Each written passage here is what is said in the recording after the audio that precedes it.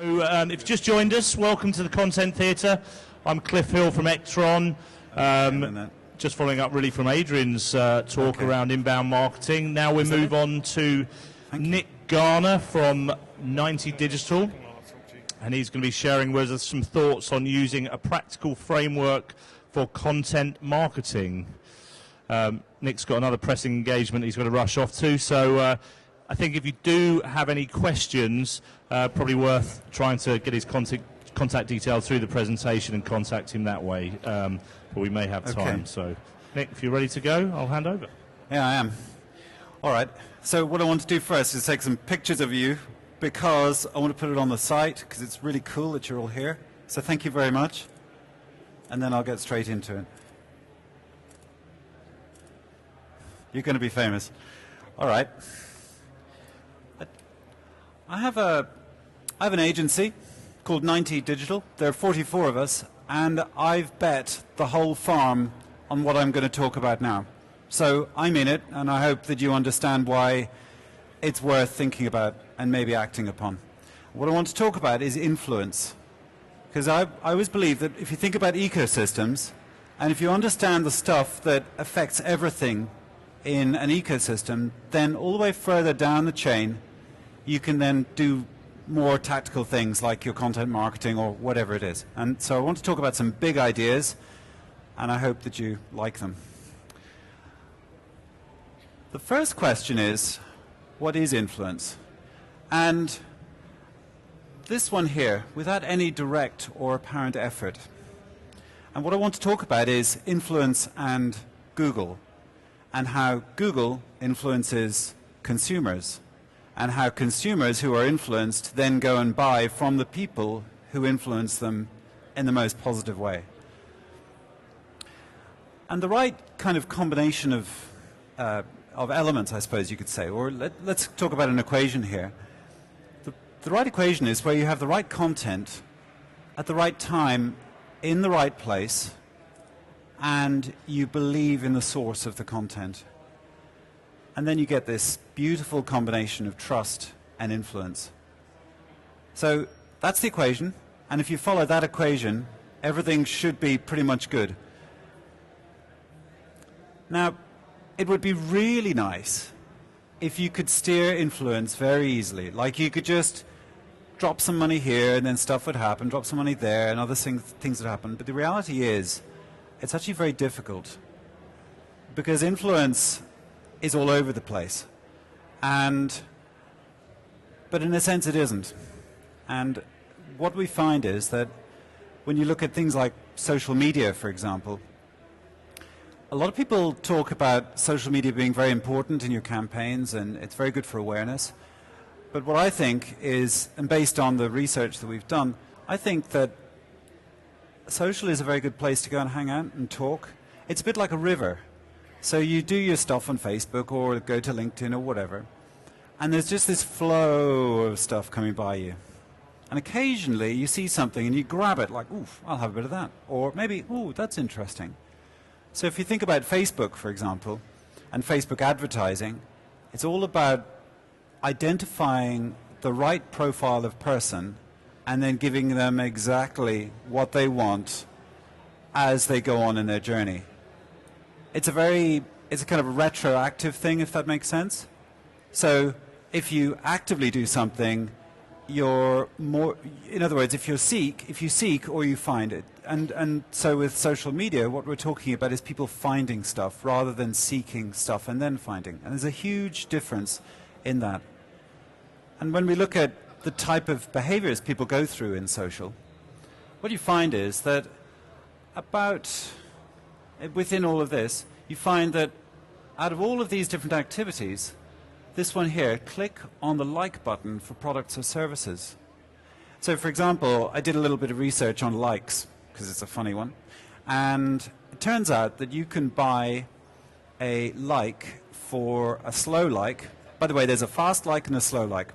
So a fast like is where you go to someone in wherever and you say, can I have 10,000 likes, please? And about 5 minutes later, you get 10,000 likes. Great. And a slow like is where they do it over time, so it looks natural. Anyway, it turns out that a real like is worth about 20 pence in commercial terms. But it costs something like well over £1 in marketing spend to achieve.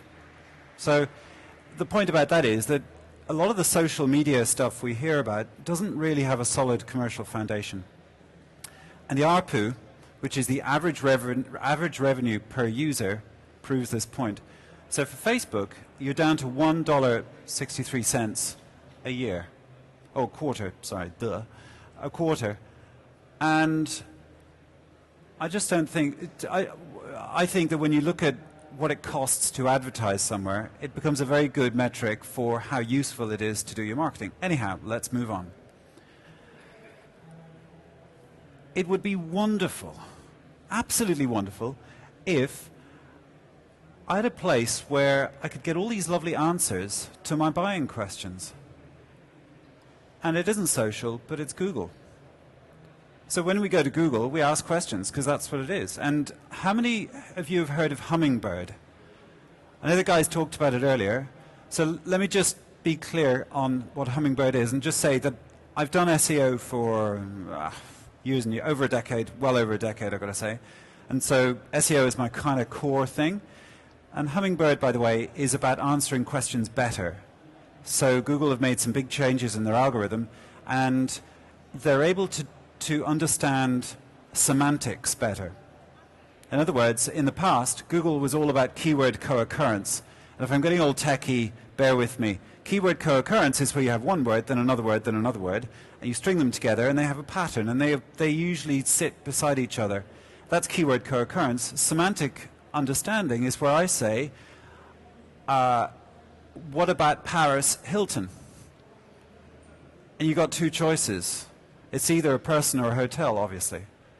And semantic understanding is where you understand the words that surround all that, and you can make some meaning of it. And this is what Hummingbird is about.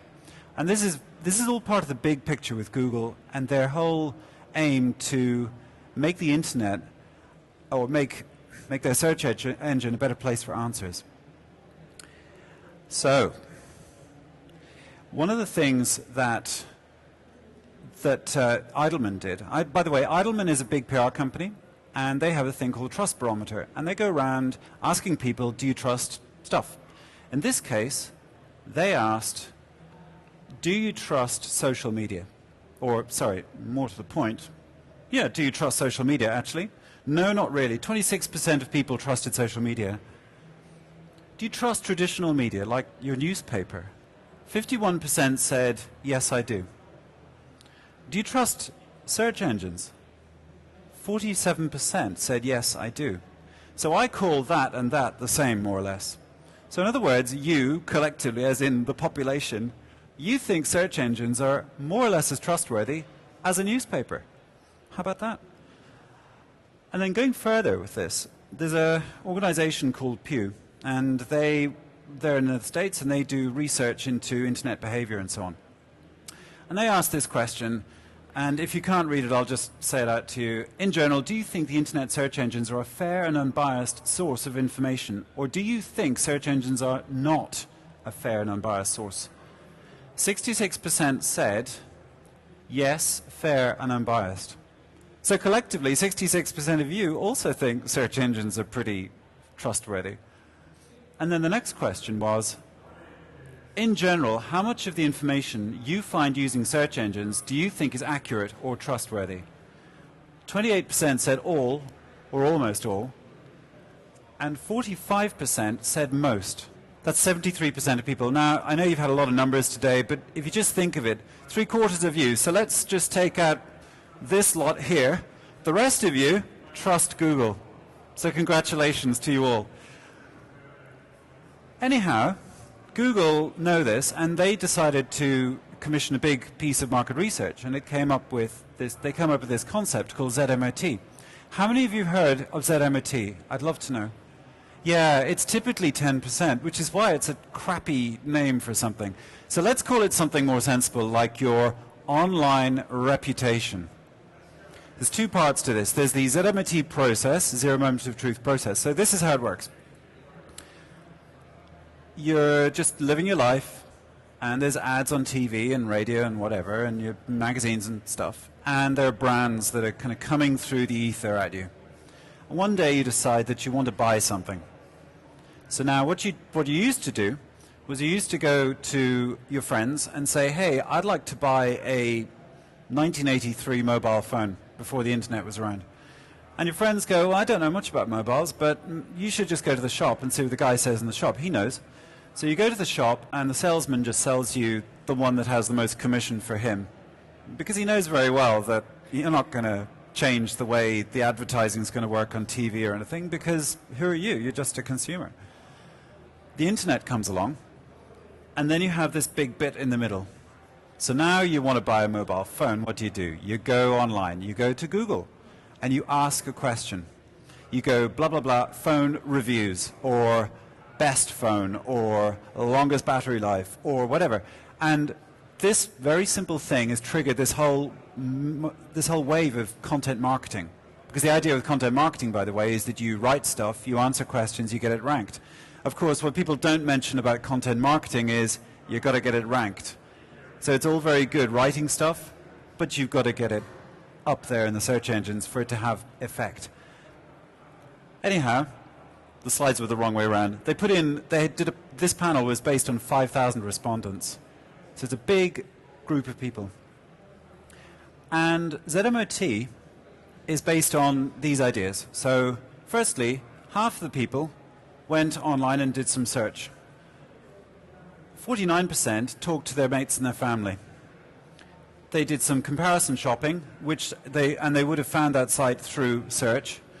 They also did some hunting around on the manufacturer's website, which they would have found through search.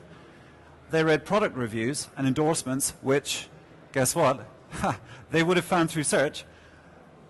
They read comments and blog comments about what people thought of the thing, which, of course, they wouldn't have found through search, but they would have found the blog post through search, because Google cares about authorship and so on. You would have clicked the blog post with the face, and anyway, that's another story. And then on and on it goes. So the point is, and right down at the bottom, by the way, is that you became a friend or a follower or liked a brand at 18%. But actually, that doesn't really have much to do with consideration. These other ones do, especially, I would say, the combo of I used a search engine and I asked my friends.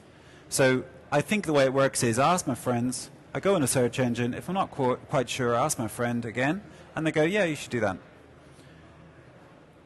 On average, people look through 10.4 sources of information. So if you all think back to when you last bought something and you needed to go into the internet, how many different websites did you go and have a look at?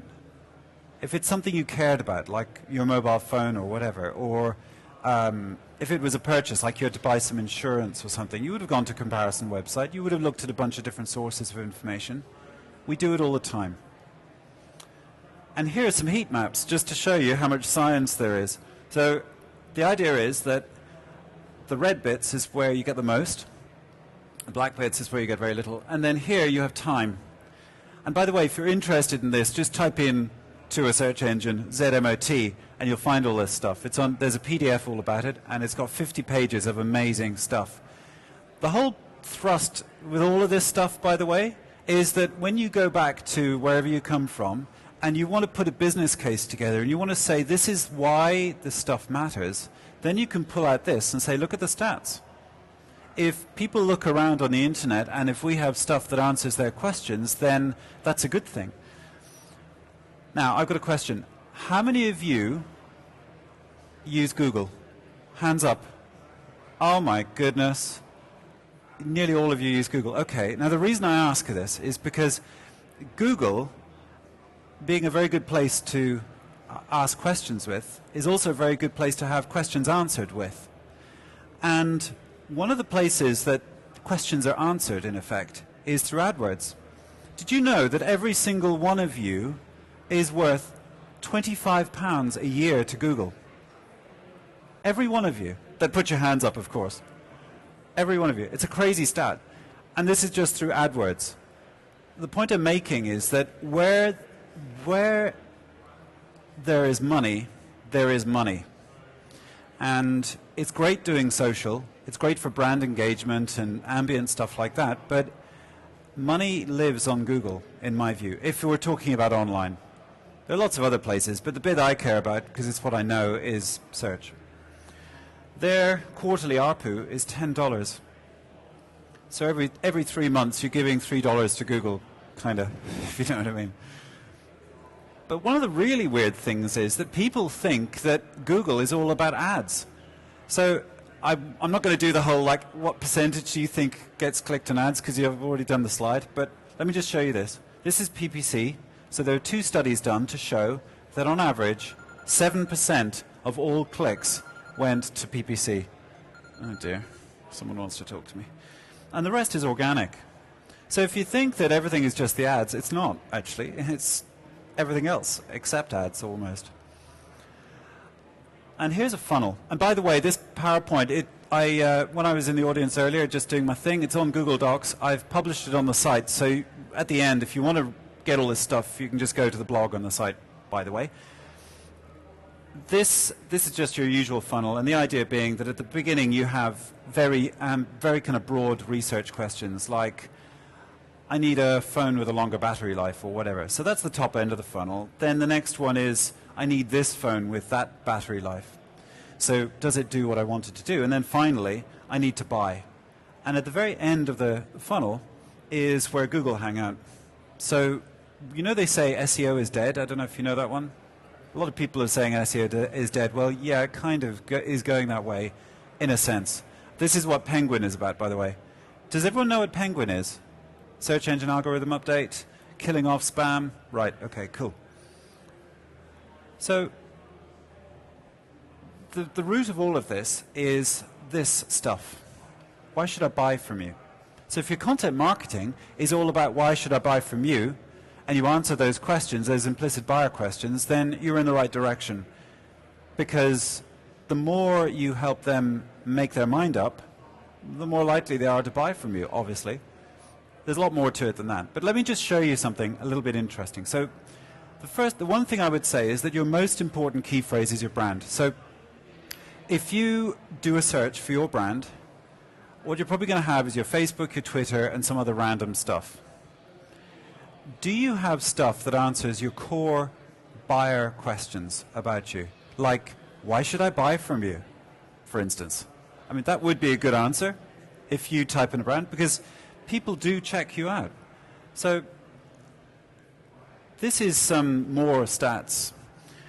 This is based on Google Webmaster Tools data. And for those of you who don't know what Google Webmaster Tools data is, it's a set of features that it tells you what Google knows about you, more or less. And here we have click-through rates. Now here's the big one. Most people think that the click-through rate on brand is like 80% all the time. But it turns out, based on Google data, I'll just repeat that, Google data, it's not really like that. What happens is that people bounce in and out. So the average click-through rate, in fact, on brand for this particular sample was 306%, I think it was. Yes, 306%. And so the way this works is that somebody goes, oh, blah, blah, blah, right, I'm interested, look at brand, and then they hop in, and they have a look, and they hop out, and then they go to another result, and they have a look, and then they go to another one, and then they're done. So if you think that no one clicks on anything other than your brand search result, you're wrong. Now here's an example of a face cream. Who's heard of Creme de la Mer? Yeah, it's a really expensive face cream. Apparently it's not really good either. And the reason I know that is because right underneath their brand, so they have advert, brand search result, them. Or should I say Daily Mail, about them. And it turns out that they did a test with a £1 Nivea pot of cream and the equivalent £105 pot of Creme de la Mer. And they did the test, and essentially Nivea won, full stop. And before this article was one where this stuff for about 300 millimeters, I think, milliliters, weighs about £500, and it costs about £25 to make. This is absolutely damning stuff about them. Now, most of you, or all of you, I'm sure, won't have a cancerous growth like that on your marketing landscape. This is really bad. But it's also really good if you're not Creme de la Mer and you're Nivea Creme. And so for these guys, ranking number 3 is this one. Same article. There you go. Daily Mail, same article. Bang. Sorry. But as you see, it says nice things about Nivea and bad things about Creme de la Mer. And then you look at the traffic flow. What you find is with Nivea, it's all flat, flat, flat, flat, flat. Daily Mail article, bang. This is 14,800 searches a month, roughly. And Google data is generally okay-ish on these sort of things. The point being that that's a lot of people looking around for face cream. And it's not just that they're looking around, it's that if they find something that will, for Creme de la Mer, for example, 27,000, if they see something as damning as that, and remember that this is £500 pot of face cream, there's a big bubble here which says Creme de la Mer is beautiful. I'm going to look beautiful if I use it. And if I spend all this money, because I'm spending all this money, I'm going to look beautiful. And the fact is that the Daily Mail thing is like a torpedo. It just blows it up. And what you find over time is that Creme de la Mer's level of interest is just gradually declining, whereas these guys are gradually increasing. And I put a lot of this down to the internet and that one search result. Now, what I was going to do was I was going to show you a slide where I sent this guy from Creme de la Mer an email, and I said, hey, I talk about you guys a lot in my presentations because it's such a crazy situation. How could you do this? And I said, check me out on LinkedIn. I can help you. And just let me know. Just ping me or whatever, and I can see if I can help you. So I reached out. He never came back to me. And I reached out to another girl who I met at a conference that I was speaking in, and she never got back to me. So finally, I did one other email, and they never got back to me. So here I am just telling you this story. If you're as stupid as them, then really you deserve this, because it's a shocker. But the good news is that you now know a few big things, and we're going to recap on this. The first thing is that in the awareness cycle, it's quite difficult to get a lot of spread, but you can do it through social and stuff like that. And in this bit here, the evaluation, it's in your hands to do stuff, to say good things about yourselves. Now, here's a big, big, simple rule. It's not what I say. That's my Superman music. It's not what I say about me that counts. It's what you say about me. So if I'm standing here saying, hey, I'm great, but let's say 10 of you know who I am, and let's say you're part of my gang and you like me or whatever for some reason, and you say, actually, Nick is really great. He really knows his stuff about online marketing and PR and search and reputation, all this kind of thing, then that would be cool. That's why LinkedIn, by the way, has all those recommendations. So here's a big idea. It's very simple.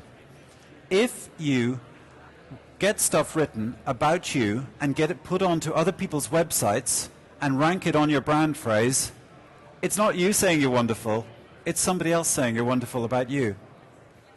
That's why the Daily Mail article is so powerful, because it's the Daily Mail saying Nivea is really good. It's also the Daily Mail saying Nivea, the other one, Creme de la Mer, is crap. But because search results on brand phrases are so uncompetitive typically, it takes very little SEO, very little link building to rank stuff in those phrases. I know this is probably a bit techie for you, but well, maybe it's not, I don't know. But the point is, it's very malleable. And also, you're kind of working with the Google ecosystem, because you're not competing against AdWords. You're trying to help people make a better decision faster, and then you kind of let the last part of the ecosystem do its own thing. In other words, you do your AdWords, because that's just the tax you have to pay to be on Google. Anyhow, you go through this active evaluation stuff, so you really, I want to buy that face cream, I've seen the ad, I love it, or I've seen the ad, I saw something about it, some people did some reviews, and I now really want it because Daily Mail said. Because I now want to spend £1 on my Nivea cream. instead of 100 and whatever it is. And then finally you go into the buy zone and then you buy. And that's how it works. It's all fairly simple. So I hope you've got some big ideas, which are, to recap, Google is very influential. It's not what you say about yourselves, it's what other people say about you. And if you can get content, good stuff that people trust and respect on other people's websites about you, then that's a really good thing. User reviews are a great thing as well. You will have email databases. There are sites like Trustpilot and, Trustpilot's one of them. I know that there's a whole bunch of them that you can point people at and say, hey, give us a review because you like us, don't you? And they will. And you'll get good reviews and you can rank that around your brand. Okay. And finally, this is where you can pick up the presentation. And there's a bunch of other stuff, a lot of geeky stuff as well. But 90digital.com/blog. It's there right now, by the way, so you can download it. It's a Google presentation thing. You can take it as a PDF or as a PPT. So thank you all very, very much. And one other thing, I forgot to say. There's a very good book which I contributed to amongst 30 other people. But anyway, it's all about content marketing. And the guys who put this together, LinkDex, have a whole gang of people they all hang out with, of which I'm one. And there's actually some really good stuff there. So if you want to deepen your knowledge about this content marketing stuff with people who are like old-time pros, then this is a very good place to have a look. So thank you all very, very much.